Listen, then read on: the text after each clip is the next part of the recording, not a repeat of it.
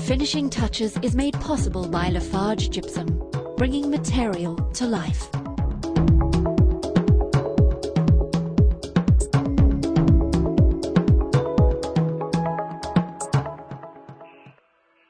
When you look at this office building in Rivonia, Johannesburg, do you think you've got a good idea of what the interiors could look like?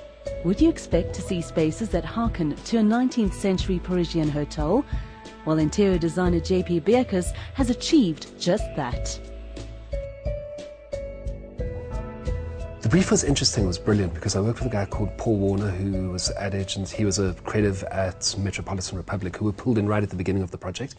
And they came up with an idea where a little girl had died in a fire in Paris in 1860. It's not as bad as you think, but around about the 1800s.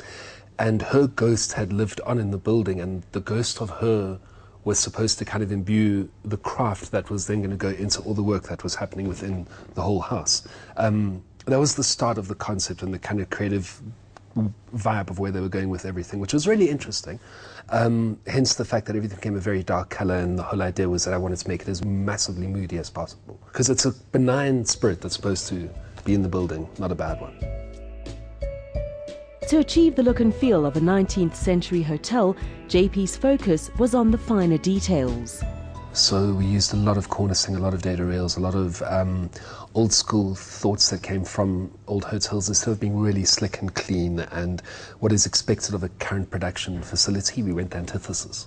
We kind of wanted to bring old school craft in, old school leather, chairs with detail. I mean, I went and scoured auction houses in Johannesburg, in Clarence and in Cape Town, and kind of just bought furniture back from all over the country, put it in together, and really got the place to work. Transforming modern spaces into interiors that appear hundreds of years old, JP had to divide up the area into smaller rooms and passageways. You know, we couldn't recreate old structures that you'd find in Paris in the 1880s. You're not going to be able to get a hotel that's got brick and mortar or plaster work done in Johannesburg and Rivonia, which was what created in 1960. So we had to cheat, lie, and that was done through drywalling.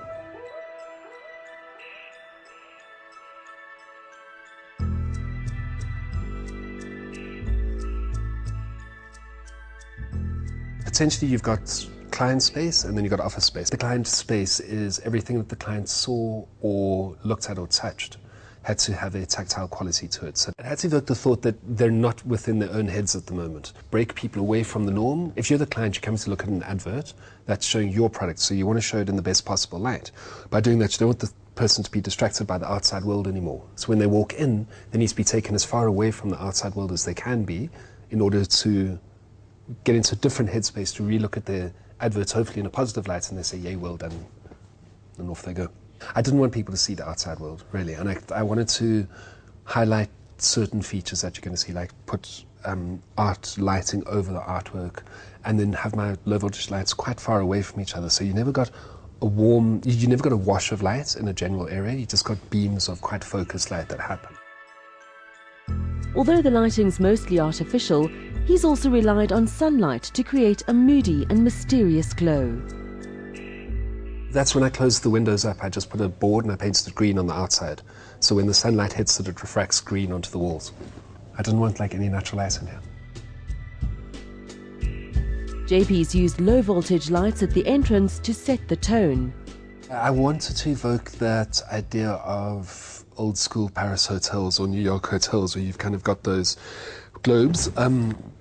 Had been more budget, I would have curved the roof and kind of really gone for that feeling. But, you know, the idea is you put it in there so it looks, you know, you're approaching and you're already starting to think, wait, where am I? You're not just in a building in Rivonia, you know, that's on the first floor. The idea is that you're already starting, as you're walking up to the front door, you're starting to think slightly differently about where you are and what's going on. JP's been very creative with the aesthetics while still providing the production house with functional spaces. 2 sound booths, complete full facility sound booths where we can record voiceovers as well as music. 2 production suites, and the 2 edit sound suites double up as production. So in essence 4 production suites. You know, we used acoustic boarding on the ceilings, acoustic cloths, acoustic paneling. There's quite a massive amounts of knowledge that I had to learn in order to get the sound studios built. An extraordinary interior that's come together as a result of pushing creative boundaries, yet still providing functional spaces that work for the team of this production house.